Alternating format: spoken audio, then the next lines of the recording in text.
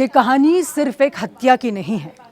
ये कहानी है जुनून, शक, प्यार और एक ऐसे खौफनाक सच की जिसने पूरे देश को झकझोर कर रख दिया है।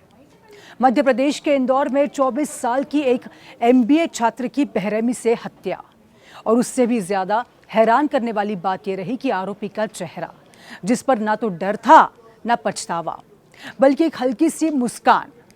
आरोपी पीयूष घामनोदिया, जिसे पुलिस जब मीडिया के सामने लेकर आई तो हर किसी को उम्मीद थी कि वो टूट जाएगा, अपने गुनाह पर शर्मिंदा होगा।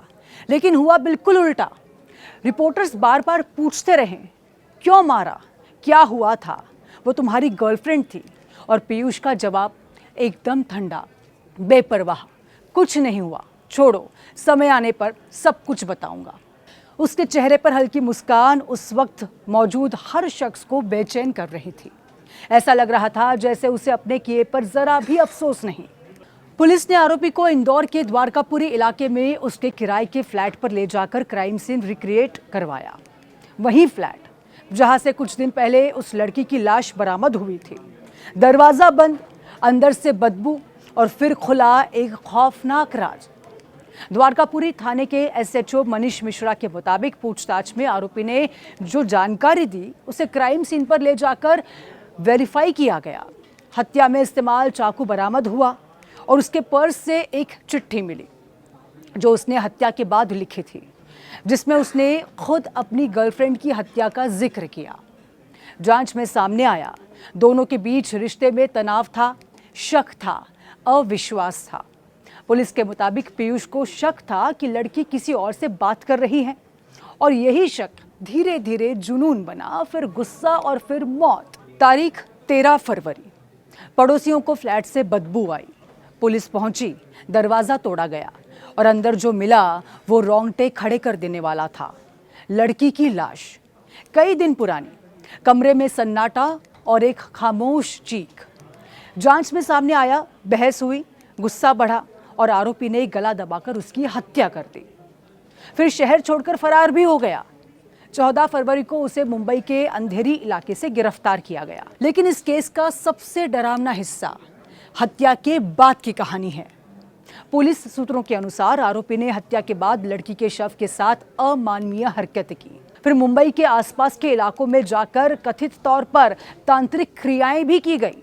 दावा यह भी किया गया कि वो लड़की की आत्मा से बात करना चाहता था। जांच में कुछ सामान भी बरामद हुआ है जो इन गतिविधियों से जुड़ा हुआ बताया जा रहा है। अब यही खत्म नहीं हुआ है सब कुछ। जांच में यह भी सामने आया कि आरोपी ने हत्या के बाद लड़की का मोबाइल इस्तेमाल किया और पहले से रिकॉर्ड किए गए कुछ प्राइवेट वीडियोस कॉलेज के WhatsApp ग्रुप में भी भेजे गए ताकि उस लड़की को बदनाम किया जा सके।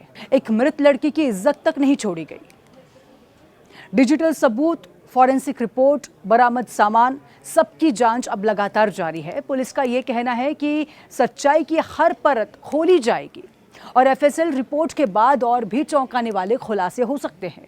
लेकिन सवाल सिर्फ ये नहीं है कि हत्या कैसे हुई, सवाल ये भी है कि ऐसा क्यों होता है। प्यार जब भरोसे से निकलकर शक में बदलता है तो वो प्यार नहीं रहता, वो जुनून बन जाता है और यही जुनून कई बार अपराध को जन्म देता है। देश में इससे पहले भी कई ऐसे मामले सामने आए हैं जहां रिश्तों में शक के खौफनाक मोड़ लिया है। दिल्ली का श्रद्धा मर्डर केस, मुंबई, भोपाल, जयपुर, कई शहर जहां प्यार के नाम पर हत्या और फिर सबूत मिटाने की कोशिश। लेकिन इंदौर का ये मामला इसलिए अलग है क्योंकि यहाँ आरोपी के चेहरे पर डर नहीं था, पछतावा नहीं था, बल्कि एक अजीब सी ठंडी खामोशी है जो इंसान से ज्यादा एक खौफनाक मानसिक स्थिति को दिखाती है। जब जांच अब इस पूरे मामले में जांच लगातार जारी है। सच सामने आएगा, अदालत फैसला करेगी। लेकिन एक सवाल समाज के सामने खड़ा है, क्या शक प्यार से बड़ा हो सकता है? क्या जुनून इंसानियत को खत्म कर सकता है? और सबसे बड़ा सवाल, क्या हम रिश्तों को समझना भूलते जा रहे हैं? ये सिर्फ एक क्राइम स्टोरी नहीं, ये एक चेतावनी है कि जब भावनाएं नियंत्रण से बाहर जाती हैं तो अंजाम सिर्फ तबाही होता है।